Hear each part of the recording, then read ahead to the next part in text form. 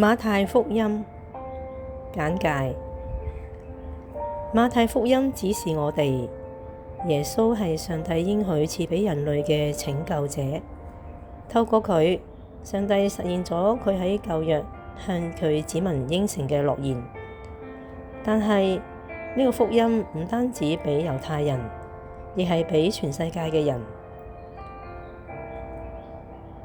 馬太福音嘅編排十分周密，從耶穌降生開始，到佢受洗、受試探、傳道、教導，同喺加利利一帶醫治病人，以後記述耶穌從加利利上去耶路撒冷路上嘅經歷，同最後一星期發生嘅事。全書嘅高潮係耶穌被釘十字架同埋復活。呢卷福音所寫嘅耶穌係一位偉大嘅導師，佢有權並解釋上帝嘅律法，佢教導有關上帝主權嘅真理。佢嘅教訓內容可以歸納為五大類。第一，山上寶訓，論天國子民嘅品性、責任、權利同前途。第二，12使徒嘅使命。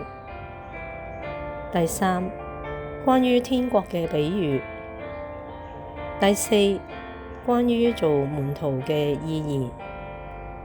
第五，關於今世嘅終結同天國嘅來臨。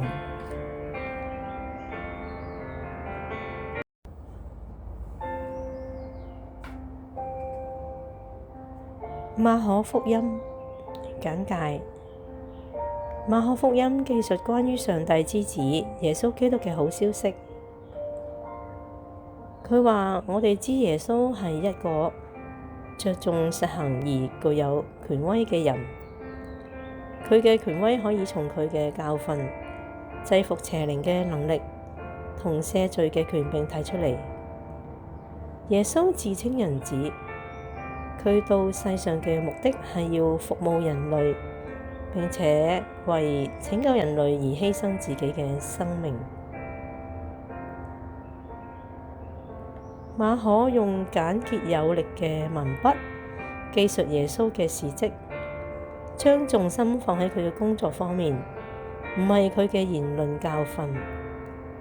作者先用簡短嘅篇幅敘述施洗約翰嘅傳道，同埋耶穌嘅洗禮同受試探，跟住就更詳盡報導耶穌嘅醫病同教訓，又記述耶穌嘅門徒點樣逐漸認識佢，反對嘅力量亦不斷增長。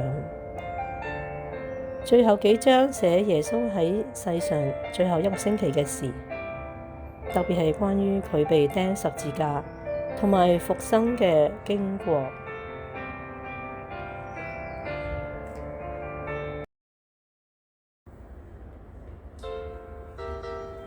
路加福音簡介。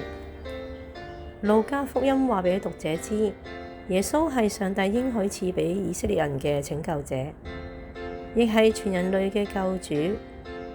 路加記載主之靈臨到耶穌，要佢向貧窮人傳福音。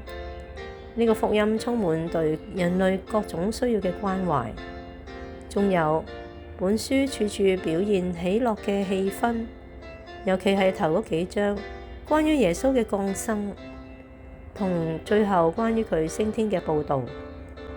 關於耶穌升天後基督教信仰嘅傳播同擴展，本書嘅作者喺《使徒行傳》有詳細嘅記錄。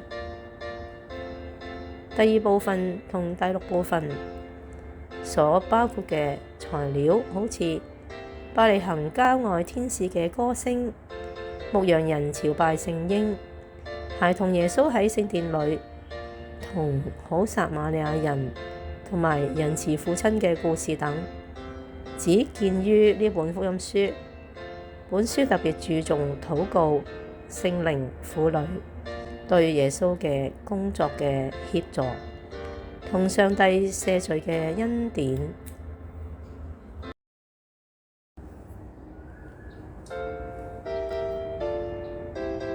約翰福音簡介。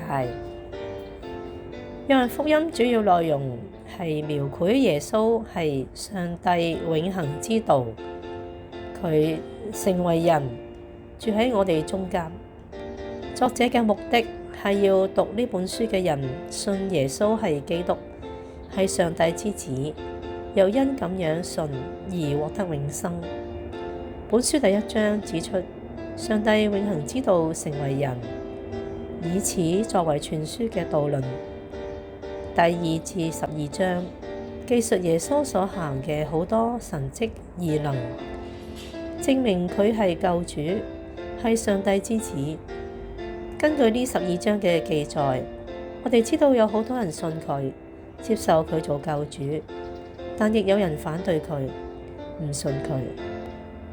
第13至17章詳細記載耶穌同門徒嘅親密關係，及佢喺受難前夕教導佢哋、鼓勵佢哋嘅話。第18至21章記載耶穌被捕、受審、被釘死同復生，及復生後向門徒顯現。關於一個女人喺犯奸淫時被捉到嘅故事，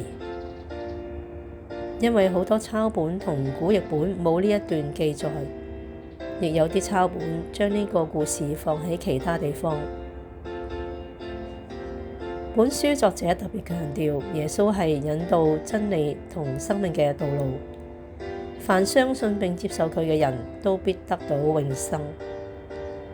約翰福音嘅顯著特徵在於能用日常生活上普通嘅事物，如水、餅、光、牧者同羊群、葡萄樹同佢嘅果子等，嚟象徵靈性上嘅意義。